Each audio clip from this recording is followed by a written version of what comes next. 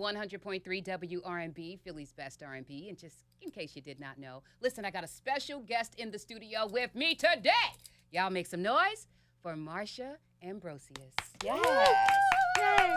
Marsha, did I pronounce your name correctly? Because us Americans will give you a name. No, it's amazing. You did amazing. That's Look at me. exactly how I say it. Yes. So in some other stations, it's Ambrosius, which gives me like a basketball player feel. But Ambrosius, yes, I love Ambrosius. it. I love the way that you say it. I love your accent. I can listen to you talk forever. Aww, But let's get into these appreciate it. questions. I got some questions for you. Okay, boo. go for I'm it. about to get all up in your business. Now, first of all, you're amazing.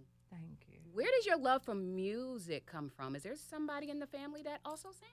My parents definitely gave me the gift. My Okay. dad was in a funk 70s band and was lead singing and lead guitaring, and I had a lot of instruments. My mother, she was the DJ, and her sisters and cousins were all in a music group when they were kids and would sing and do harmonies, and she has more vinyl than any DJ I know. And, you know, they let me listen to everything when I was growing up. So I kind of had that luxury of just having music around and just fell in love with it from a very early age. I love it because it brought you to where you are right now. Absolutely. We absolutely love you.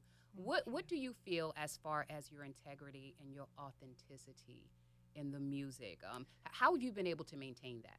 For Marsha? Honesty is key. I think I've allowed my listeners, when I say my listeners, anyone that will really hear me is getting the authentic version of who I am in that moment. Yeah. So 2024 Marsh is not 2007 Marsh. You know, it's two different people. I'm a wife and mother now, so my perspective on life and love is a lot different. Yes. But my musical integrity comes from me not running away from what that is. I can still create a love song. I can still create a lust song. I still know all of the experiences and the feelings, so I'm still able to lend from, things I would love to forget or things that I'm okay with remembering. So all of these different inspirations make for great music. Absolutely. Still. Absolutely. In my opinion, one of your superpowers is your voice is unmistakable. Basically, you could put all of us in a room with blindfolds on, put on an acapella, and I bet you everybody would say, "Oh, that's Marsha." Nobody sounds like you. I love that. I love It's that the for truth. me. I think I've intended to do that. I mean, I love music and sound, and I've always been intending to sound like an instrument. Like I've always wanted to do what the music is doing before what a vocalist would stereotypically do. Like my old times, Tina Marie, Patti LaBelle, which actually I was just passing a poster in your office, and I remember Unity Day in 2000, summer of 2000 here in Philadelphia. I met Patti LaBelle and Tina Marie in the same day. Did you lose your mind? Yes, fainted. And I'm just like, two of my powerhouse vocal heroes, musicians, producers of all time in Tina. And yeah, I've just tried to find my own path in all of the music that I do love and do listen to. When I get to Philly, I'm here the summer of 2000, and I'm listening to Jill Scott's first album. I'm listening to Music Soul Child's first album, being created in the rooms that I would then create Butterflies and Say Yes and Hey You and Getting Late and all of these songs that were how I felt in that moment. So I've just been trying to find my sound and been very intentional on making it mine. So I'm glad that you could identify me in a lineup with blindfolds on. Absolutely. That's great. And you have other superpowers too, because I heard you got a wicked jump shot. Let that be the unicorn and let it live. But yeah, I ball first. Basketball was my first passion. I wrote a song in my teenage years, around about 16 or 17, when I tore ligaments, and that song was called If I Was a Bird. And that was on the Floetic album, and I wrote it because I tore ligaments and couldn't play basketball anymore. So that is not a love song. Well, it is, but not about a relationship. Just my relationship with basketball and how it broke my heart and left me in a cold, dark world of dreams. And basketball was first, and I just happened to find music because I needed to find something creative to get over that injury. And my diary was now a diary entry was songs that I was writing. So. Do you think if you pursued the basketball, you would eventually gotten into the music, or you think that basketball would have been at the forefront? I don't know. In my mind, like, ball was it. Right. I didn't know life without it. You know, I didn't picture me getting injured and having to pivot literally to another lane. So my plan B just kind of worked out. Music would have found me some way. I probably would have did my own soundtracks or scores to commercials. And, you know, it was all different back then. I think if I had my own YouTube channel or social media platforms where, you know, I'm showing up to outdoor courts and killing people on the court, I'd have maybe just did that for the rest of my life and been okay with that. So I don't know where it would have took me, but. So it was a heartbreaking experience for you to tear your ligament, but we got Marsha Ambrosius out of this. You see what I'm saying? So we were able to receive the gift, unfortunately, from your misfortune. What would you say to someone that is searching or trying to figure out whether or not to use their gift? Be honest with what that gift actually is. I think you think it's one thing, and it's never just one thing. So when you put all your eggs in one basket and you're trying to go, like, no, this is the thing for me. Listen to your spirit guide. Everyone has it, whatever that is for you, whatever you believe in. There's something in your gut that's telling you this feels good, or this feels right, or this feels intentional. And once you're honest with that place, with who you are and who you're trying to become, it happens from that, whatever that is. Yes. Just don't be afraid of it not being the answer that you intended. You know, what's it say? Like, you make a plan and God laughs at you. Like, the sense of humor is real. That's like, right. I think they're laughing at me every day. It's ridiculous. That alignment is important. It is. How do you balance the work-life thing with being a mom and a wife? First of all, how old is Miss Nyla now? She is 7 years old. Wow.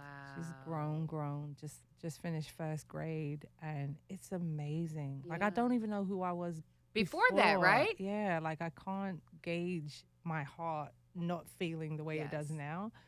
So she's here, and it's beautiful, and I love that part of my life, you know. So do you ever feel guilty having to go to the studio or go work or whatever, and you have to leave sometimes, you know? How do you balance that? The balance is, you know what? She came into our lives at such a pivotal point, and I found out I was pregnant when I was on tour. Oh. And by the time I had her, I was back on tour 3 months in, and she's on the road with me every day. And it was a seamless go from, you know, me just being an artist and out here in the world on my own to me being a parent and a wife and, you know, still doing the same things I was doing. She was just along for the ride. Like, she was in the studio with me creating the new album. We were creating Casablanca together, and she's singing the songs with me. And even she made a censored version for herself because she knows where all the bad words that mommy's not supposed to say, and gave them all Disney names. I like it. She's a wise little girl, huh? It was the most creative thing. She was singing it at the top of her lungs in the back of the car, and she said, Moana. And I was like, Moana? I was like, what? So I realized I cursed in the song, and she put Moana, Elsa, Anna, like Coco, like anything Disney it is. But yeah. Does she realize that mom's a star? Does she get that? Our running joke, she is 7, but our running joke is Marsha Ambrosius is a different person who wears the same clothes as me and sounds like me. But she's in on the joke. She knows it's me, but she likes to do, are you going to see Marsha today? Does she have a show? Like, it's this other thing, which I love for her. Yes. And I'm just playing along with that because I'm mummy. I'm mom first, and she keeps me grounded. I love how that made your whole aura just glow just now talking about her. Yeah. She does. It's my boo. What was it like to hear from Michael Jackson about the Butterfly song? Could you believe it, girl? No. Who believes that? Who believes that? Like, I recorded that demo in London initially, just on the keys. I had this song sitting there, and by the time I get to Philadelphia in 2000, meet the guys at A Touch of Jazz, and Andre Harris and I were working a lot, and I knew he was the right person to bring that demo to life. So on 3rd and Callow Hill here in Philadelphia, summer of 2000, I'm like, yo, let's just record this demo. And then we were shopping for a recording contract at that time. Michael Jackson's personal manager, John McClane, had that Floetic album demo, of which 2 songs that were just my records, which was Say Yes, that was for Ron Isley, who didn't take it.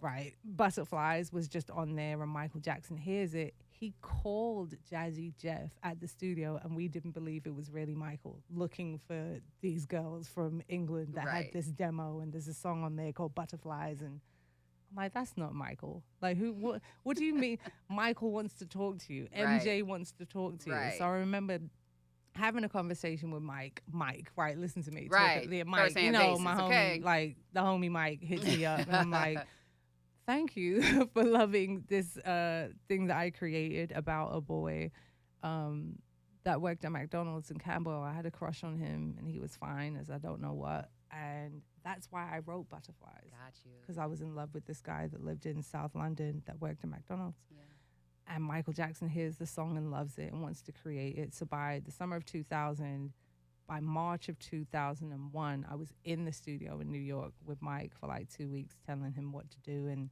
Mike's very adamant about wanting that demo to sound exactly the same. So I'm vocally producing him, and we're going back and forth doing ad-libs, and I'm layering harmonies, adding things to the strings and horns, and Mike was a real one.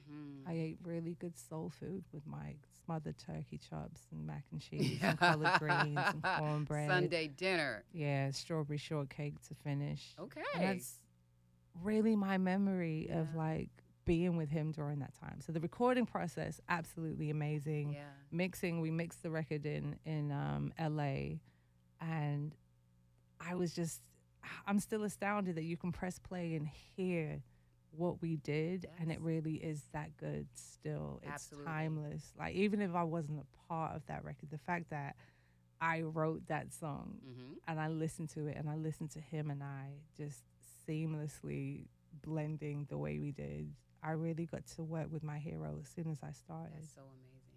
Such synergy. Now, you did mention about Say Yes originally being for Ron Isley. Yes. I assume they passed on the record. Absolutely. And he regrets that. I don't know if it's a regret. It just wasn't for him. I think we were talking about, you know, my method of songwriting. Sometimes I'll just write a song. Like Butterflies wasn't intended for Michael Jackson, but it was. You know what I mean? I didn't write it for him, but he loved it, and it clearly was supposed to go to him. But Say Yes, I meant that for Ron Isley. Yeah. I was trying to make Sensuality Part 1, Part 2. That's my favorite Isley Brothers song. And I was like, it has to be as sexy as that. And I was just sure that, you know, he was going to love it and take it, and just didn't. And then we tried to give it to another artist who didn't take it. And I was like, maybe it was intended. It was meant for you to sing. Yeah. This whole time, and still singing it. About to sing it. The Roots Picnic this weekend. Just singing it. We're definitely going to talk about 24 years later. Yes, and it's still a banger. Yeah, and I'll take that. You know? Yes. So let's switch gears a little bit. Amanda Seales. She was recently on Club Shay Shay, where she spoke about her stint in Floetry. How was that experience for you? Well, 17 years ago is when this happened. So any true Floetry fan during that time had to go through, one, the heartbreak of not actually knowing that there was a split between Nat and myself. So it was a record company and management decision when I had a Floetry tour for the Flowology album to kind of promote what that album was at the time. So it was their idea to bring somebody in. So I was introduced to her through management and record company. So prior to going on the tour, you know, she came to Philly. We built a rapport, learned that she liked Harry Potter. I like Harry Potter. You know, it was one of those. So we went in the studio, went into rehearsals, and it was intended to give a reestablished version of Floetry, since Nat was then back overseas at that time. So by the time we get on stage, you know, you can put things into practice and be in intentions. The intentions were for this to work out. We didn't go into rehearsals even acknowledging how it would be perceived from public until we got on stage. And it wasn't received well. So one, the crowd didn't know that Nat wasn't going to be there. That's a promoter issue. That's a management issue. I'm not going there with the intent to uphill battle a show. So I'm taking it as she took it as she was getting booed. I was taking it as this is a brand that I've built from the ground up, and I'm seeing it go down in flames in 3 days. It took, you know. So I'm like, crowd, hey, due to unforeseen circumstances, Nat's not going to be here. I'm rocking out with Amanda Diva. It wasn't Amanda Seals. Right. It was Amanda Diva at that time, and we're gonna, you know, attempt to. Well, not attempt. I'm saying, you know, we're gonna rock out. You with us or you against us. So you either stay or you go, get your ticket refund, whatever. So, my husband did encourage me to actually watch the interview because I thought it was like a stand-up comedy thing that she was doing. Got you. And then I realized that, oh no, she's for serious. So I can't take away from what she took from the experience. I can only say in 2007, I'd already won a Grammy, lost some Grammys. I still had Prince and Michael Jackson on speed dial. Yeah. At that time in my career, I was already an established artist. So even if everything that she said was true, during that time in my life, I had every right to be disappointed that what I'd built as a brand wasn't being received the way it usually is. A flourish show is a flourish show. So I think there was a couple of things that she'd brought up where it was, you know, not being introduced on stage. That's, how could we even do a show if that were the case? No, I did. And yes, I did tell the MD to take your original song out of what's supposed to be a reestablished Floetry set. Okay. Because it's not coming over. No one knows this song. Got you. She got booed the night before to the point of tears. Like, she broke down and it was hard to watch. So I'm like, maybe this isn't a good idea. The basketball player in me was, hey, let's try and switch the show up a bit so it softens the blow for the audience. I can't force a new Floetry on a pre-existing Floetry fan base. It's unfair to them. It's unfair to me, the one that then has to uphill battle this thing. And at the time, in hindsight, should I have done those shows by myself? Maybe, but no, I wasn't trying to do a solo thing. I did Floetry solo, if that were the case. I just want to write music and do what makes me feel good. I am stage left with my eyes closed, standing behind a microphone and singing my heart out. And at that point, it just didn't work out. Gotcha. And I think 17 years later, over the course of those years, I only had positive interactions with her after the fact. Good. Okay. So 2008, actually, for the Roots Picnic, I went with Amanda to the Roots Picnic. Okay. A year after it happened. A year after that, we were texting. She was like, mixtapes fire, sis. Thank you. Hey, do a drop for my radio station. I even have the drop that I did for her in 2009 or something like that. Yeah. No bad blood whatsoever. So we did an event in New York around about 2013. And we spoke then. And then I didn't see her again in person until the Usher show that she spoke of on the Shannon Sharp show. Okay. And then it was a very awkward, because I'm giving you the same energy that you've been giving me, you know, for years. So I was just kind of taken aback by that. But like I said, I can't go with what that made her feel. Yes. Then I can only look back 17 years of my life and go, that was then, this is now. No hard feelings on my part. I just don't know what the resolve is if you're not going to take an apology. I already apologized on The Breakfast Club. That was 7 years ago. I think Nyla was just born at that point. Gotcha. And, you know, gave her a props. But in the music space, we're just in two different worlds, you know. So it's, I don't know. She even gave us a name. Deuce Lola was the group name that she gave us. There was no MySpace page. You can't technically use an existed copyrighted name. So Floetry Remix. Deuce Lola was the name that she gave the group, her and I. Okay. So it's like all of these things that, I don't know if she's forgotten these things, but just check your old Gmail messages, the tmo.blackberry.net. I still, I don't know why. Amazing. I know, but I mean, I'm a library of receipts. And, you know, I've always, you know, go ahead, go, wish you well, but it didn't work out. Understood. I can't force a fan base to mess with you or not. And that's just unfortunate. And, you know, over the course of those years, Nat and myself reconnected. We did a reunion, and I met my husband on that tour, and the tour after that had a baby. Like, you know, it's life goes on, right? It's all love. You know, I just continue on. And 17 years later, I can look back and go, management, promoters, labels. At that point in my life, I thought maybe I had to do certain things. Whereas, you know, in hindsight, you could say, oh, I should have never did that. Right. But if I didn't. It's all a part of the journey, though. Yeah, it's everyone's journey. So like I said, I can't discredit where anyone is at with their, you know, where they're at in their lives. But Understood. I'm here. It's all love. Would you go on Club Shay Shay?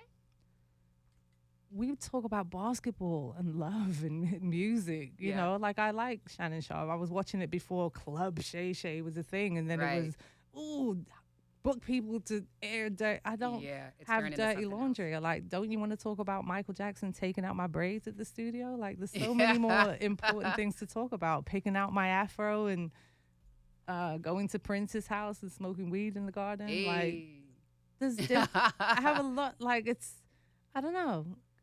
I'm not opposed to talking to anybody about experiences. I've been through some things. Yeah, that part. So let's revisit your first solo album, Late Night, Early Mornings. This is about 2011, right? Yes. Looking back on that album, what were you most proud of? The fact that I produced and wrote all of it and produced most of it. Yeah.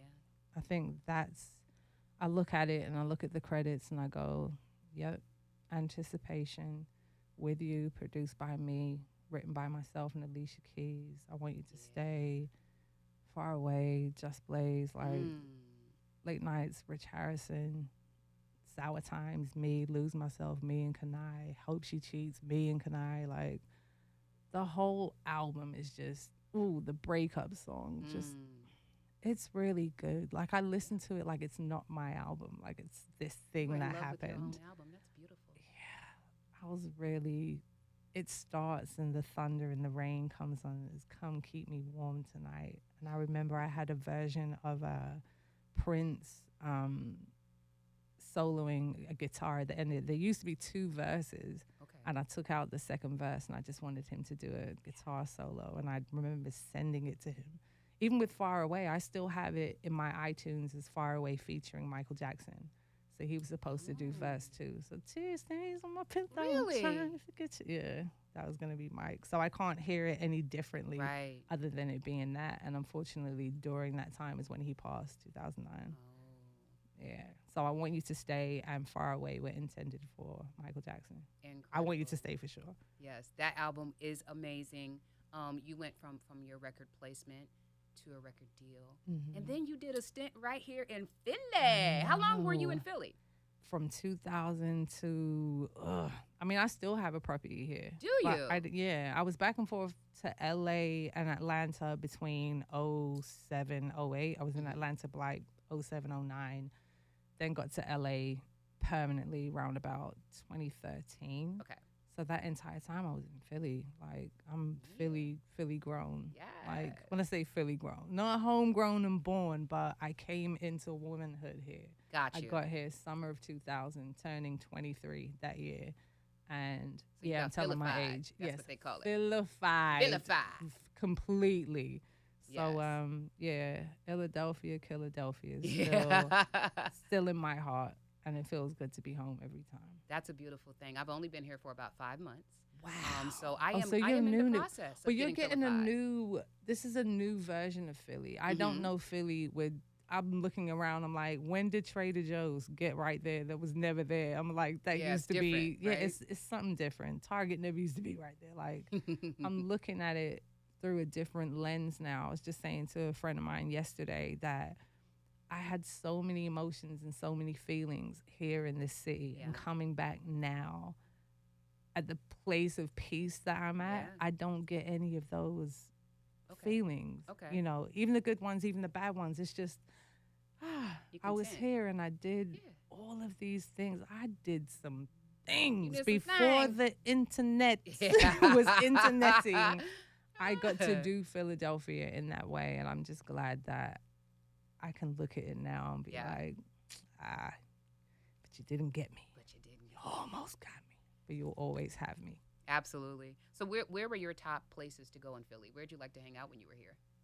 I was right off of South Street where I lived. So back in the day, it was Latest Dish and Fluid. So Okay. Latest Dish was the restaurant downstairs, and you would go up the back way, up those staircases, and it would be Mike Nice, Yamin, and we would party like it was 99 in there, like ridiculous. And I miss those days. Yeah. But Philly had something every week. This is early 2000s. This is like AI. This is Donovan McNabb. This is Philly was Bluesette, Red Sky, Billy Wong's, Warm Daddies. Like there was something to do every day of the week. Even Silk City, like, Yes. and them wings still. Oh, does anyone know if them wings are still winging over there? Silk City wings Deanna, were is Silk it. City still here? I just asked about But wings. do you have the wings? Okay, you need to get your We're life gonna have to together. pull up. Yeah, it's Okay, just I'm for gonna the Google wings, that. just the wings. So late nights, yeah, I used to be at South Street Diner. I remember inviting some fans to come to South Street Diner. We chilled down there for a little bit, and there used to be a sex toy shop on South Street. I'm not sure if I just heard about we this still got yesterday. it. Was it called Condom something? Condom City? Kingdom, and there was Why do another I know one this? called The Mood. And I took them all in there, bought everybody toys, and sent them on their merry way. I was like, go listen to Late Nights Early Mornings. That's beautiful. Yeah, marketing 101 before it was a thing. I was getting everybody right. So, I like it. yeah, that Philly, that's what I was doing. In Philly. That's beautiful. Now full circle moment. I know. You're here representing. You're going to be performing at the Roots Picnic tomorrow. Yes. I know that you are super excited about that. What are you looking forward to about that show? I think just being there and knowing that this will be my first time there as an actual invited guest with my name on the bill and to Yes. stand there, I've just got to really just take it in. That's 24 years of being Yeah. Philadelphian. Yeah. And then I think when Questlove posted it, it was like, yeah, it's like homecoming. Mm-hmm. And it does feel like that a little bit. So I don't know. I'm just going to have some fun. I might cry. Who knows what's It's going to okay. happen? Like all the feelings and all of the emotions has been a build up to, you know, ultimately say thank you. Thank you, Philly. Yes. Like you have no idea how much you did and Yeah. how much you're a part of what's not only happening now, but what happened then. Philadelphia did not have to. There was Yeah. so much going on already. Like Black Lily back in the day, the 5 spot, and watching everyone get up there and just jam and kill it. And I'm like, okay, I have to go up there and kill it. And did. Mm-hmm. And still do with the same squads, the same band, the same team, enhanced in places. But yeah, for 24 years, still rocking with the same Philly squad. Yes. It's just That says an a lot, absolute right? blessing. It's amazing. It's amazing. Now, you mentioned two of your big musical influences when you mentioned Patti LaBelle. Mm-hmm. You mentioned the queen of Ivory Soul, Miss Tina Marie. Mm-hmm. Who else fills out your top 5 musicians? Prince, Mike, Stevie are my holy trinity. Mm. And with those three, it's just like an umbrella of like everything and everyone else, you know, because they kind of encapsulate all the things in feel good. Like Stevie's pen, unmatched, like with no sight, but can see every single lyric, every single emotion. Please and believe feel is not even fair. Now that's a superpower. He has that superpower. Prince, just a musician's musician and writer and producer and rock star. Michael, when he passed away, I think every single radio station across the planet were playing everything from ABC Mike to All the Human way Nature through. Mike, Right. Off the Wall Mike, Thriller Mike, Bad Mike, Dangerous Mike. Mm-hmm. And it was all of these versions of this icon who's been an icon since he was 5. And it literally brought me to tears because when I was working with him, he was being inducted into the Rock and Roll Hall of Fame. And I guess VH1 were playing everything just the same. Mm-hmm. ABC Mike through and through to every version that you've known him to be. And it was just watching this journey of this genius that in company he was so humble and so welcoming. And so I've worked with a lot of people and Mike worked harder than and didn't have to. He could have Right. came to the studio late. he could have just been, I'll sing the rest of it tomorrow. But no, he was there 2 hours before I was even supposed to show up, warming up the vocal, getting ready, getting prepared. Like, it was just a different, spoiled experience. So Patty kicks off a shoe and just does what she needs to do. Tina Marie playing the bass, Fire and Desire, Rick James, like just I don't know, Gives you like chills. it's but it's also Freddie Mercury, it's Bohemian Rhapsody, it's Queen, it's Duran Duran, it's Talking Heads. Like, my musical library is just diverse. It's music scores. I watch E.T. just to cry, to listen to the music. Swear, like, true Marsha Ambrosius fans know that if you play E.T. in my company, I'm gonna cry. You're going to shed a tear. It doesn't even matter where it starts in the movie. If I hear the music, I can't even sing the melody. You used to see one tear. Just one little single tear. Not gonna do it. Not gonna do it. But yeah, I'm like that with the color purple.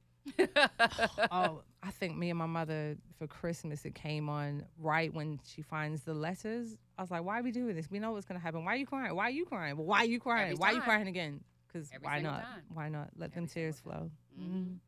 Well, let's talk about the new music, Marsha. Let's talk about that one night stand that we play on 100.3 WRNB. I am feeling that one. A nice sample from the Mary Jane Girls. Yes. Tell me about this song. So Casablanca, the album. Okay. We knew that we were now making what is Casablanca, the album. And I think that might have been the 4th or 5th song we started recording. And I remember telling Dr. Dre I wanted a choir or an opera singer. So I sang the example, and he was like, no, just keep that, and then we'll just build the opera and, symphony around you. And then Dem Joints, who was working with us too, kind of dropped the beat. Mary Jane Girls comes in, and I'm like, oh, now we rocking. Now it feels like spring, summer, and I'm in the back of a, whatever convertible drop top, just riding. And it just felt good. Yeah. So then the story started to build itself. And I was like, instead of all night long, it sounded like the vocal was saying, what? So I was like, one night stand. So, I get this feeling looking at the ceiling, which means I'm laid up in a bed with someone that I possibly do or don't know or want to spend the rest of my life, or maybe this is it. Is it one night or is it forever? Right. And the story just kind of shaped itself and made this very sensual, sexy, seductive moment. And it's one of many songs in the album that feel that way and do that to you. So Casablanca, working with Dre on this project, it was never supposed to be a project. It truly was a healing process for the both of us recovering from near-death experiences. Oh. Yeah, so it was, I told Dre that I didn't want to make music anymore. Well, not make music anymore. I just didn't want to be an artist anymore. I was like, I was ready to do the Quincy Jones. I've always said I wanted to be Quincy Jones. I want to be the biggest producer in the world. I want to be the biggest writer in the world. I want my Michael Jackson Thriller moment for someone else. And Dre kind of pulled me aside at a pizza party and said, nah, that's not going to pop off. We're not doing this. You're going to create and just do something that makes us feel good again. And we did. And during that process, it was only a 2-week period where we created the actual record itself. Okay. So it was done. And then it was, let's start mixing. Hey, how about we get an orchestra on this? I'm like, you got it. You got it. Let's go. You're Dr. Dre. You can do whatever you want to do. And there was no limitations on it, So I think that September we went in, put an orchestra on it. And the time in between, telling the public we were doing this thing, it was healing time for myself more so than him at that point. But I was in recovery. So it was, hey, when's your album come out? When's it going to drop? Let me find out I'm still going to live. Let me be and let me breathe. And, without going into too much detail, yes, I'm on the other side of it now and able to celebrate in that. But the album just felt like a triumphant stamp of, if I were making music on this earth and I had to leave one thing, that's it. That is all of me. Every last piece. The rent was due. and I had one job. There you go. That's the album. And that's what this feels like. Yes. And I'm just so excited for everyone to hear it. Yes, you did your big one, boo thing. How is it working with Dre? He seems like the type that would actually push you out of your comfort zone, make you go past your limits. Am I right in that assumption? Absolutely. But with him and I, we match energies because there's a respect level that he has for me where he doesn't have to press me in that way. He's more impressed, you know. Okay. So if I be can, you bringing it. know, Okay. pat myself on the back a little bit, but it's still very much, you're Dr. Dre, but he's still very much, I didn't tell Michael Jackson what to do, though. You know what I mean? So it's like, oh, I do have one up on you. That's cool. But he really just allowed me to do whatever it was that I wanted to do. There was no limitations. There was no budget. There was, if you're going to create, just create. Whatever the wildest idea is, just go ahead and do that. So, yeah, he definitely pushed me to the end of my limits. Okay.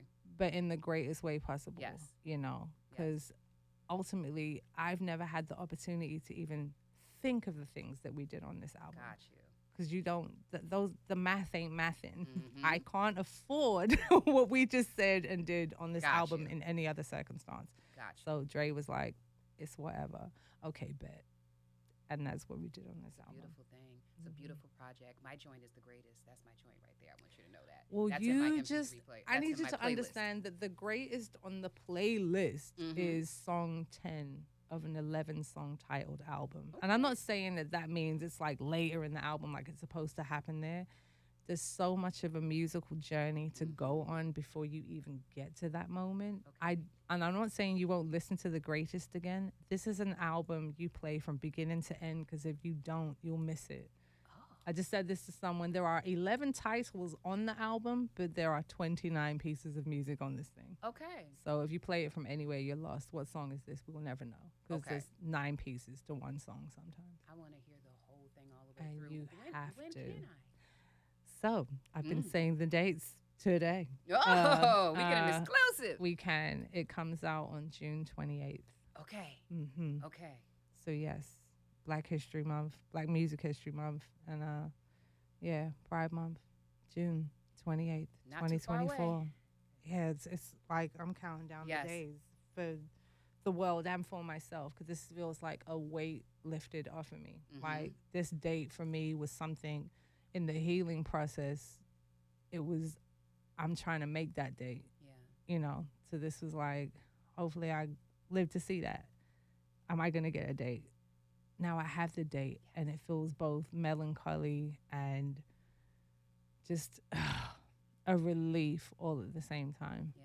Because it's like, wow, the world gets to have it, and I get to be here to see that. To see the world's reaction. You know we love you. You know that we honor you. We respect you. We're excited about you being here. We're looking forward to the album, June 28th, Casablanco? Yes. Casablanco, online, in stores, however you get your music. Marsha, how can we find you on social media? Are you active on social media? I am at Marsha Ambrosius, Marsha Ambrosius, and I'm everywhere. That's it's not. I'm about to say Twitter, X or whatever that other thing is. Instagram, Facebook. Okay. My website. What's the website, babe? MarshaAmbrosius.com. Yes. Yeah. So yeah. That part. That part. Good looking So, yeah, out, Hubs. I'm there. Yes, there. Absolutely. Well, thank you for your time. Ladies and gentlemen, Marsha Ambrosius. That's how you pronounce her name, Americans. We've been screwing it up the whole time. I enjoy the process of hearing people say it terribly wrong or beautifully correct. Either or, it's, hey, I'm here. And if you said the wrong name, I'm like, you can't sue me. I was never here. I don't know who you're talking about. Okay, because I'm not that person. Yeah. Marsha Ambrosius, performing this Saturday at the Roots Picnic in her new album, Casablanco, in stores, June 28th. Make sure you grab that. We love you. Love you back. Mwah. Thank you, love.